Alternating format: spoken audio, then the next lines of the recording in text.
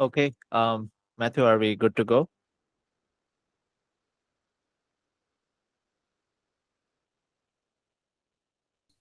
Yep.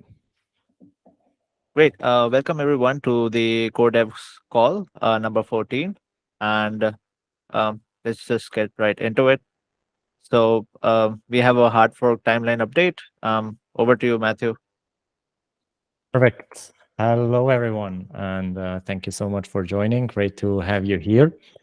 So, yeah, we posted this on the forum a couple of days ago, and there are two reasons for the updated timeline. So, first of all, we were a bit delayed versus the original timeline. Just as development always is. You've seen that the Baklava release, it got into effect 1-2 weeks ago.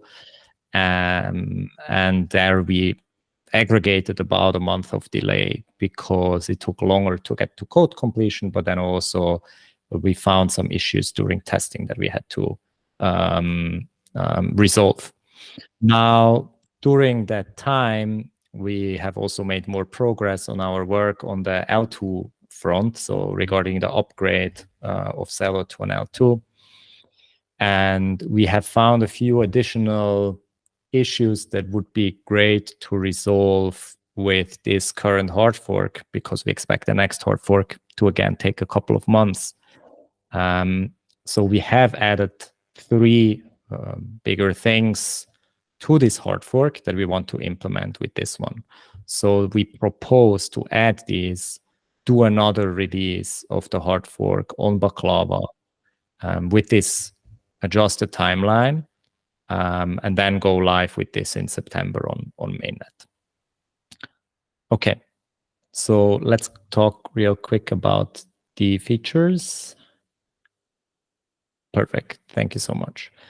So the first point is that we want to remove a couple of CIPs, namely 20, 25, 30, 31. And the reason for that is that those are CIPs that allow you to access a bunch of precompiles mostly. And they, on the one hand side, have not really been used on Celo. On the other hand side, they have no implementation on the Ethereum side.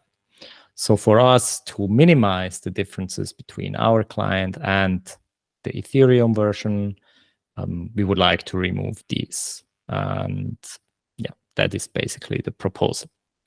So then the second point is the introduction of a new envelope transaction. Perfect. Yeah, so currently, right, we have 2 types of functions. We have our envelope transaction with 3 input fields, and we have the more Ethereum native transactions that can be executed. So we want to introduce a new envelope transaction which only receives 1 input field, and that will be the only envelope transaction, the only function that will be transitioned over to the L2 client. And so it is important, we think, that, namely the input field is related to the gas tokens, right? And so we think it's important to release this new envelope transaction as soon as possible to increase the timeline that developers have to migrate to this new envelope transaction.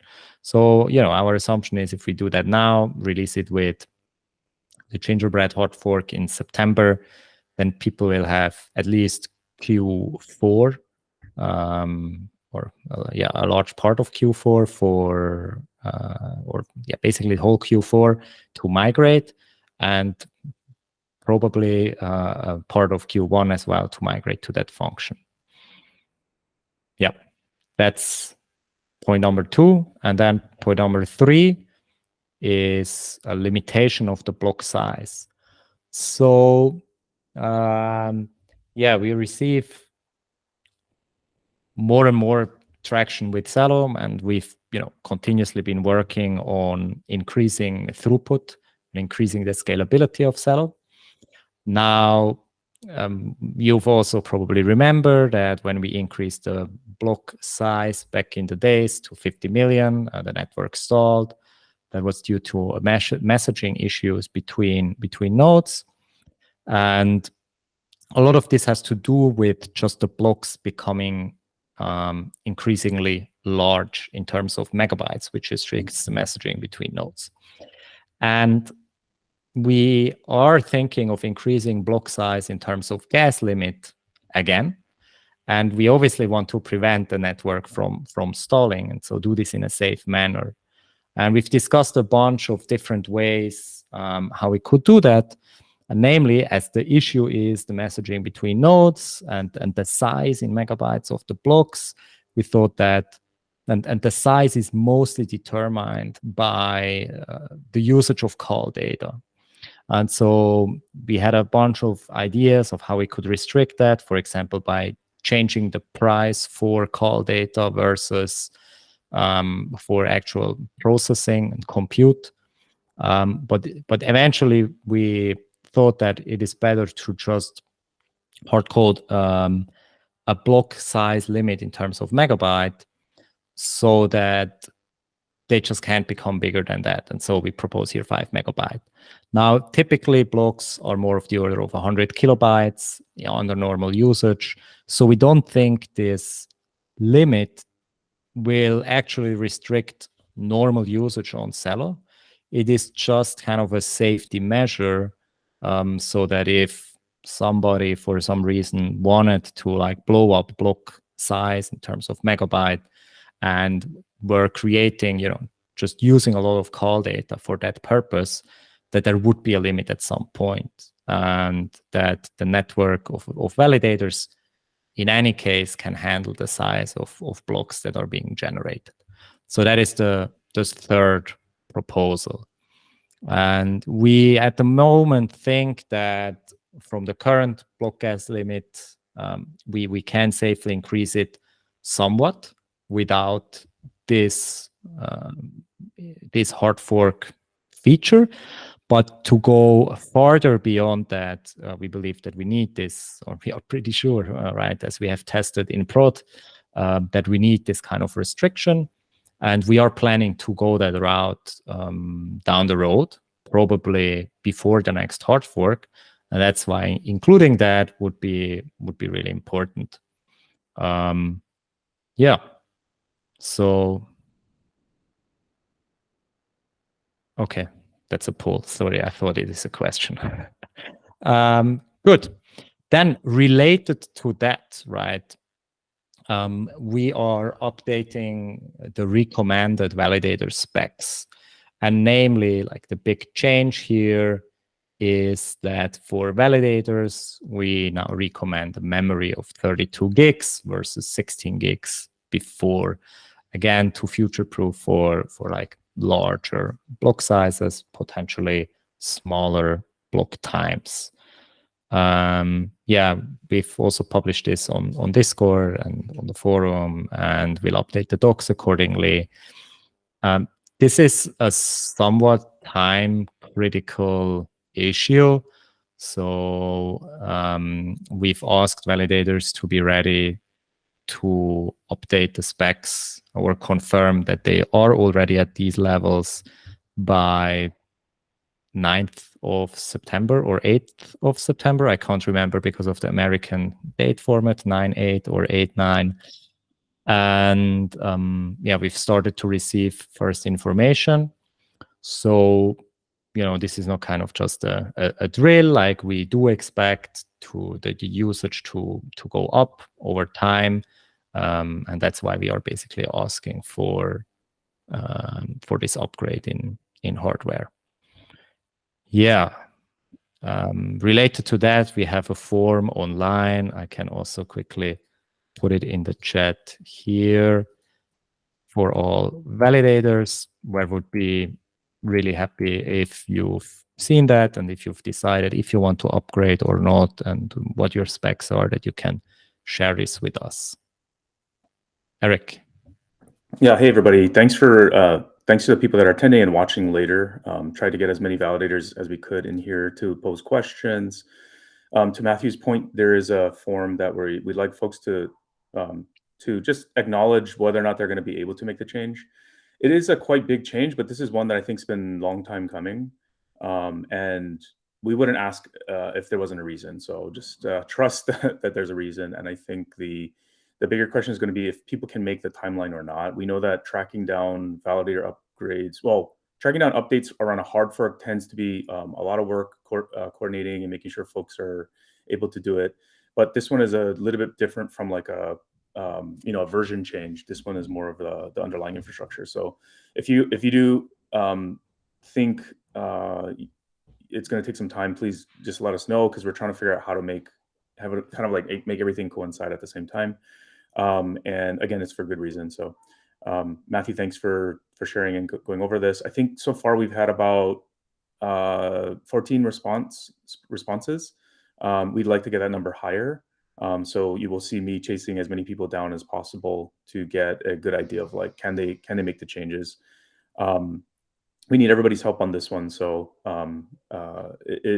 happy to answer any particular questions if folks have them. Just raise your hand and we'll round robin around the folks that raise their hands if they want to know more details.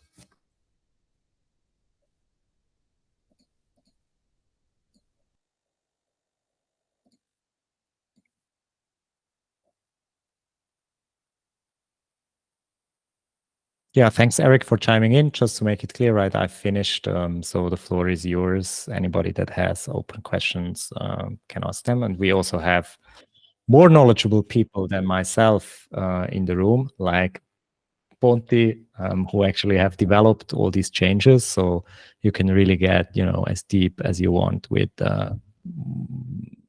your questions. There will be somebody here that can answer. Ponti. Yeah, just more like a clarification for the envelope transaction.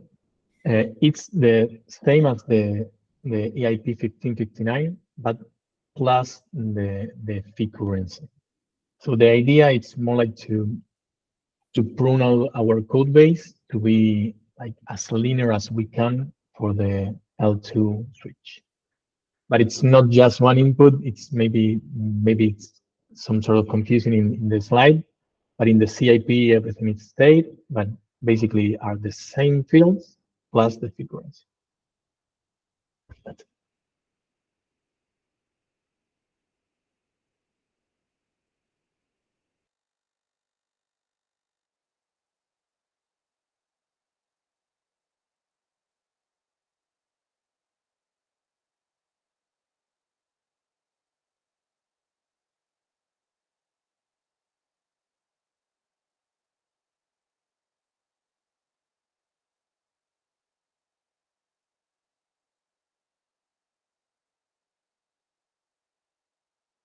If there are no questions, I saw somebody replied in the poll, not sure.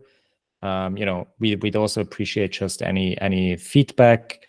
What do you think of the timelines? Do you think our ask of updated specs are reasonable? Are you very mad that we will roll out another hard fork version on Gingerbread, or do you understand? Does the reasoning make sense? Any type of feedback, big or small, would really be helpful, because we try to build in tandem together with all of you here, and so the more we know, the better.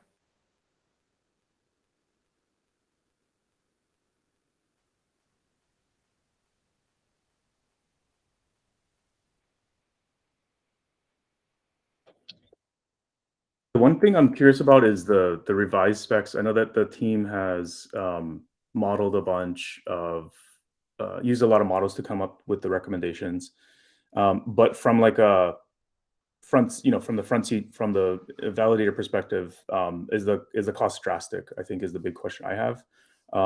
I think when you folks were doing it, these are relatively reasonable. I think the specs that we've had for a long time have been relatively low, and just planning for what's coming next. Maybe we can share what follows after, right? The changes, I think, could be helpful also to give a hint to the validators that they're not just doing this. It's not a futile change. It's like setting us up for some additional changes. And if we can share that, I think that could be helpful. But it sounds like there's not that many questions. And if there are additional questions for folks that are watching the recording, Just tag me on the validator operator channel, me and Matthew, and we can follow up after, because some of you folks may be watching this 24 hours later. So, but yeah, would love to know the actual impact, if any, from folks, and if there's no additional questions, give some time back.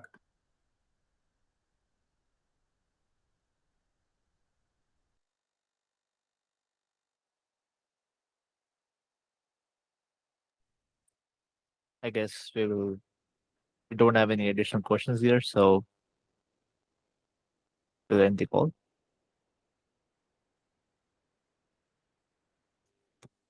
Great. Cool. Yeah, Thank no, you I think everyone for. I think it's good. Yeah. Sorry, go ahead.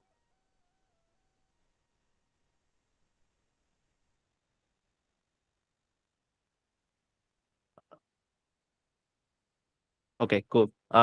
So yeah, thank you everyone for being here, and follow-up discussion and GitHub. The link is available in the chat. We can follow up on the discussions. If you have any questions later on, please feel free to ask them. Ponte, do you have anything? Okay, cool. Yeah. See you guys, everyone. Thank you for being here.